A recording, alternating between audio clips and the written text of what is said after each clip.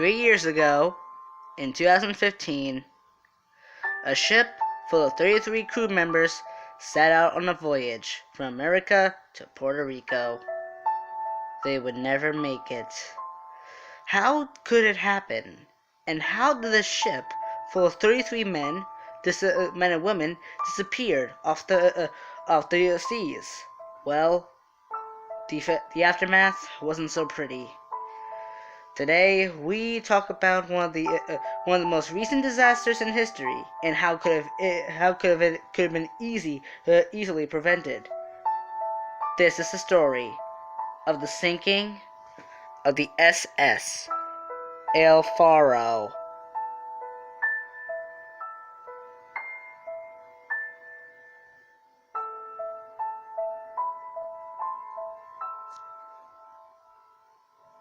El Faro was a U.S.-flagged cargo ship. However, she wasn't any ordinary cargo ship.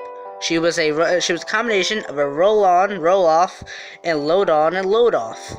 That meant that she could be loaded and unloaded by cranes, and the cargo could be driven onto her and driven off, given the name roll-on, roll-off, as the ferries. El Faro's story begins way before 2015. She was built in 1975 and was originally named Puerto Rico. However, in 1996, she was renamed Northern Lights. She became one of the best ships known on the seas and was a favorite among her crew. However, this will all change on one unfortunate day. And then, in 2006, Northern Lights became El Faro, and she will remain in this name until her death. 8:10 p.m. It's September 29th, 2015. El Faro departs Jacksonville, Florida on another one of her voyages. She is bound for Puerto Rico, which was actually the first name given to her before it became Northern Lights, and finally El Faro. This will be her final voyage. On board were 294 containers and trucks, and she carried a crew of 33. 28 Americans and 5 Polish made up El Faro's crew. El Faro was under the command of Captain Michael Davidson, a very seasoned commander and one of the best in the service. Fun fact, before being named El Faro, Northern Lights was involved in an incident where she was attacked by rockets of terrorism for the military service in Israel and the Great Wars in the service at that time. However, they rocked the ship but didn't destroy her. They were awarded a medal, and now as El Faro, Michael Davidson is taking her on his command. However, he knows that he is entering a dire situation. The day earlier, September 28th, the tropical storm Joaquin had formed. It was only a tropical storm to this point, which was a day later than it first formed. However, meteorologists did point out that it will become a hurricane soon. The route of El Faro takes her directly into the path of Hurricane Joaquin. However, Michael Davidson is not concerned about El Faro just yet. El Faro had weathered a whole bunch of storms numerous times. However, this was a full-blown hurricane, as it was about to become a hurricane on October 1st, which would happen to be the last day of the El Faro. So, as precaution, Davidson put her directly on a course that would take her safety out of the line of Hurricane Joaquin. However, the entire crew was well known that Hurricane Joaquin was coming their way, as a second mate Daniela Randolph texted her to her family, "There's a hurricane out there, and we're heading straight for it." TOTE tried to vetoed Davidson's course, saying that it was too dangerous to let El Faro sail. However, she had passed a ship inspection on a weekly basis, and a stability test was performed. She was safe to perform her service again. At 8:10 p.m., she departs Jacksonville, Florida for Puerto Rico. They are heading straight to the path of Hurricane Joaquin. This will be the last time the family members will ever get the chance to see their family members go off to sea. El Faro and her crew of 33 are going to be heading into a fate. That fate will be decided just 2 days later. Around 10 hours later, Hurricane Joaquin is still traveling southwest. And however, though, El Faro's captain makes a strange decision, and so she deviates from her former course, and now he takes her directly into the path of the storm. At 8 o'clock a.m. on September 30th, the day after El Faro had sailed, Tropical Storm Joaquin fully became a hurricane and then rapidly intensified. By 11 p.m. that night, it was categorized as a Category 3 hurricane. El Faro's crew does not know what's just about to happen. 7:30 a.m. October 1st, 2015. The Coast Guard suddenly get a beacon from a satellite. It is from the El Faro. The notification stated that El Faro had lost propulsion and was taken on water, even though it was being maintained. However, she was having a severe 15-degree port list. There was also a single ping from El Faro's emergency identification radio beacon. However, no contacts were able to be made with El Faro. El Faro's last known location was 4:01 a.m. and a few minutes later, they then realized that El Faro was heading directly into the eye wall of Hurricane Joaquin. This was when the seas were at its tensest. It is likely that 20 or 30-foot waves battered the ship. Fearing the worst, the Coast Guard sent out a search party in hopes of finding El Faro. However, on the first day, attempts were not so successful. Coast Guard Cutter Northland also joined in the search for El Faro. So did Charles Sexton and Coast Guard Cutter Resolute. Overnight, Resolute and Northland continued the search for the missing El Faro. They used overnight goggles to see into the darkness as the seas began to line up a bit. However, they could not find El Faro. 3 tugs were also joined the search for the missing cargo ship and her 33 crew members. On October 5th, what came the first real evidence that something horrible had happened to El Faro. A body was found, its head 3 times its normal size, and a life jacket, presumably from El Faro. However, the rescue could not be able to get the body. Several unopened survival suits were also discovered. A deflated life raft and a lifeboat capable of carrying over 43 people and had enough food for a few days was found. This was one of 2 lifeboats located on El Faro. 2 debris founds were also found. One debris field was found near El Faro's last known location. The other debris field, several miles away. Still, no bodies were recovered. Then, the Coast Guard made a decision. On October 7th, cessation of the rescue attempt was initiated. At this point, even when a new rescue operation was underway, it became certain that El Faro was not to be seen again. Now, in the sight that no people will ever be found alive, the search was now changed from finding survivors to finding El Faro's wreck. Halloween 2015. The Apache, a recovery vessel used by the U.S. Navy, was discovered what appeared to be a vessel consistent of a 790-foot-long cargo ship, the exact size as El Faro. Could this be El Faro? The next day, November 1st, the truth would be discovered. The unknown ship found at the bottom of the Atlantic Ocean was indeed El Faro. At this point, all hope is lost. All 33 crew members on board are dead.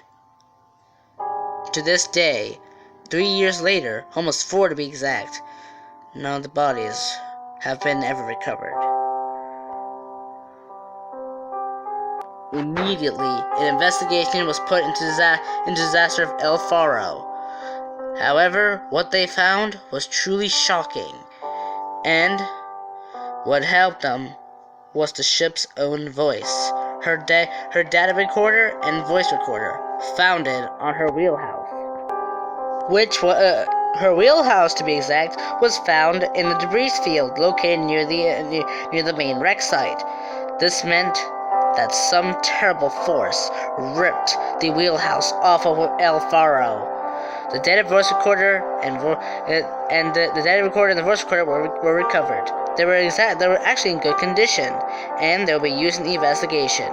However, right off the bat, there were some claims that the ship may have been unseaworthy. This life ring was the only life ring found from El Faro. Following the sinking, former crew members of El Faro, including one that was actually the captain of El Faro's sister ship at the time, was shocked. How could a ship in the condition of El Faro set sail into Hurricane Joaquin? Now I guess you're wondering, Michael, the ship was safe. No, it wasn't. She was described by former members of her crew as a rust bucket, and was often leaking happening in the kitchen areas, and had holes as long as August. So this means by the start of August, El Faro would have been unsafe to set sail in some conditions. And another thing, why did Captain Davidson pilot El Faro straight into the storm? El Faro's last known location puts her directly in the eye wall of the Great Hurricane. This would have been when the seas were at its tense and the winds battered the ship to no end. El Faro, with her damaged hull already from exposure and corrosion, would have been a total loss. It later found out that the captain was using outdated weather information, so he was technically uninformed about the exact nature of the Great Hurricane. However, if he was such a seasoned captain, why did he make such a mistake? We'll probably never know. However, the saddest thing about the El Faro disaster was that not only did her data recorder help figure out what happened, it helped with the voice recorder. This recorder helped by learning what happened on board the ship in her final 26 hours of life, and the crew. The following is what is said by the crew of the El Faro the night they died. The recording begins at 5:43 a.m., October 1st. This is when the first sign of trouble has happened, when the captain gets a call that water is seen flooding into cargo hold number 3. At this point, the captain and the chief engineer go down to see how much water there is, as the crew begins the measures. However, the situation is rapidly deteriorating. At 6:13 a.m., El Faro loses her propulsion system. The next is a phone call from by the captain describing the situation. 6:54 a.m. Yeah, we're in dire situation here. Winds on the starboard side. Loss of propulsion system. Everyone's safe though. Do not abandon ship. We're staying with the ship. The engineers are trying to get the plant back up and going. Just let us know, okay? It is shown here that Davidson was not abandoning ship yet, and did not sound the general alarm, and wanted everyone to remain calm in the situation. Well, during this entire recording, it was a rapidly deteriorating situation. It was also during this call that El Faro's captain, Davidson, had mentioned a scuttle being broken. This was a hatch. that a hatch had blew off. Water was blowing into El Faro. We have a navigational incident. Everybody safe. But I want to talk to you. That was it. That was Davidson calling El Faro's company, telling them of what was going on. He also asked for a QI, or qualified individual, to help him out with the situation. However, as shown in the following recording, the operator did not understand the situation. Okay, sir. I just need your name, please. Yes, ma'am. My name is Michael Davidson. Ship's name. El Faro. Spell that. E-L. Oh, man. The clock is ticking. Can I please speak with a QI? Wait. Just really briefly, what is the problem you're having? I have a marine emergency, and I would like to speak to a QI. We've lost the main propulsion unit. The engineers cannot get it going.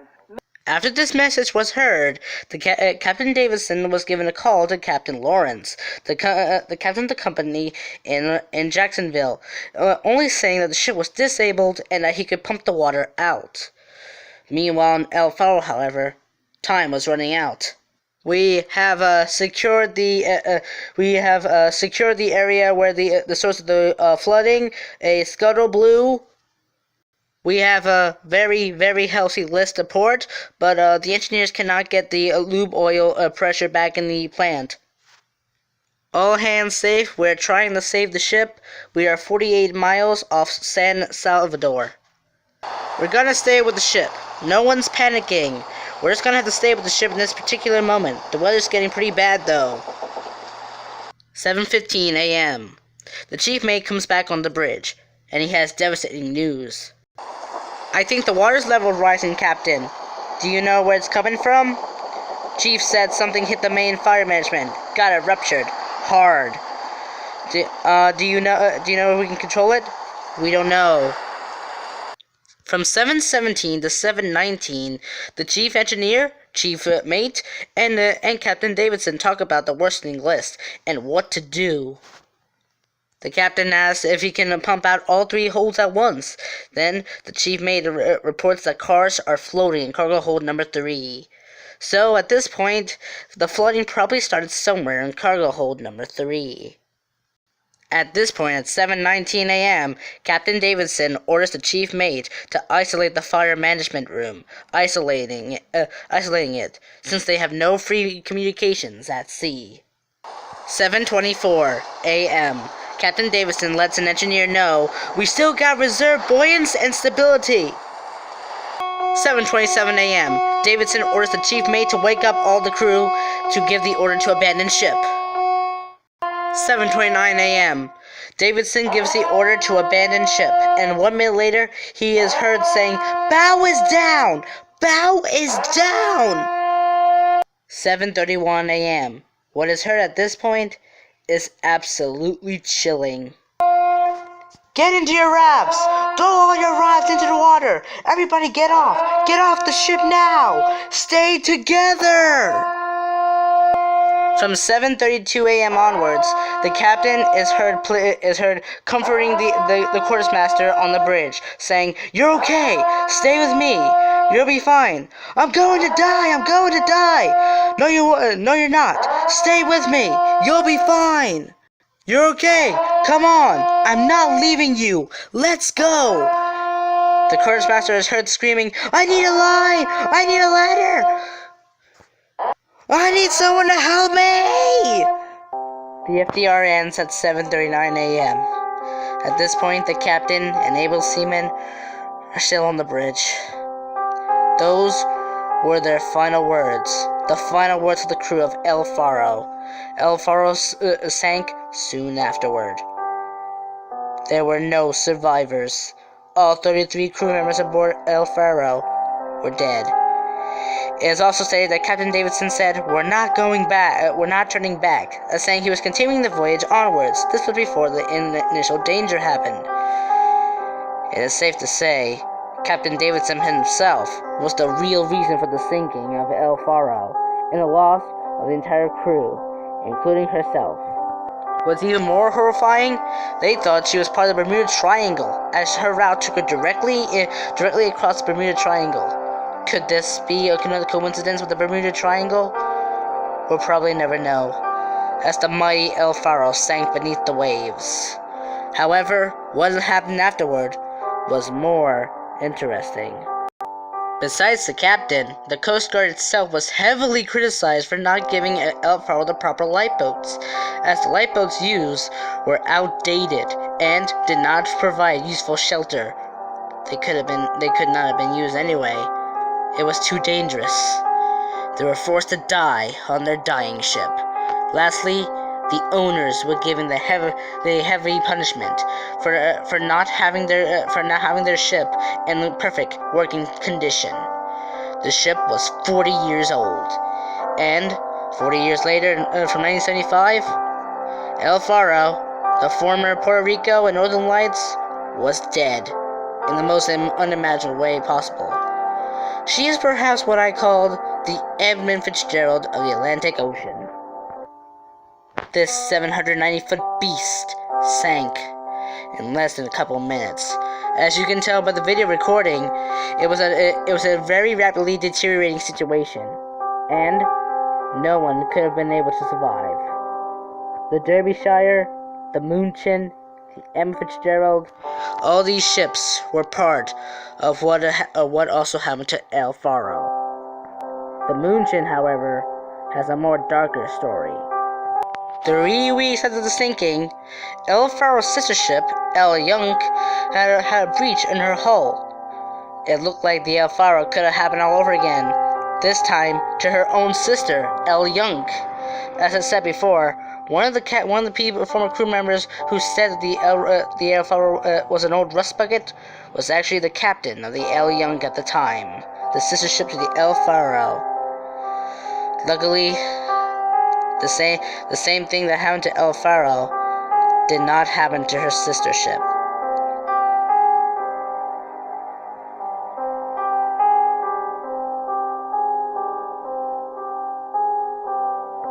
The loss of El Faro was blamed due to a captain who did not follow instructions and did not sail away from the storm. In fact, heading directly into the eye wall of the great Hurricane Joaquin, and also not having a perfect control plan for danger control in case of emergency.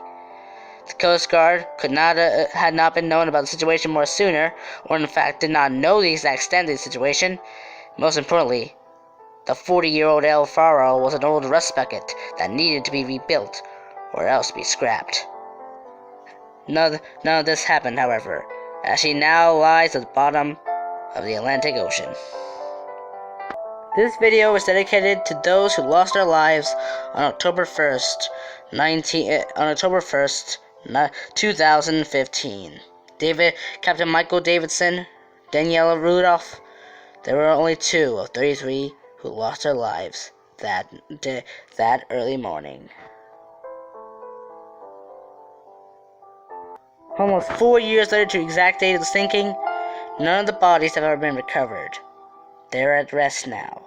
The souls rest in peace inside their sunken ship at the bottom of the North Atlantic Ocean.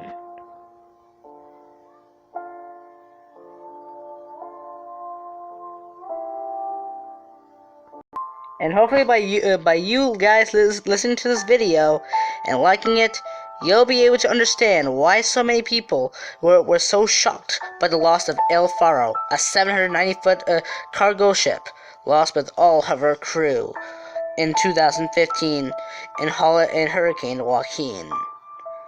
And hopefully, you'll pay respects to those who lost their lives in that great hurricane.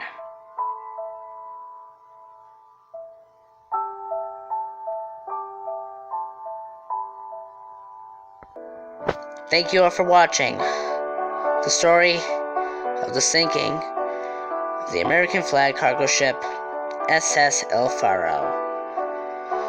Thank you very much for enjoying this video. Hope you guys enjoy it. And remember those who lost their lives, and pay respect to those who lost their lives in such recent disaster.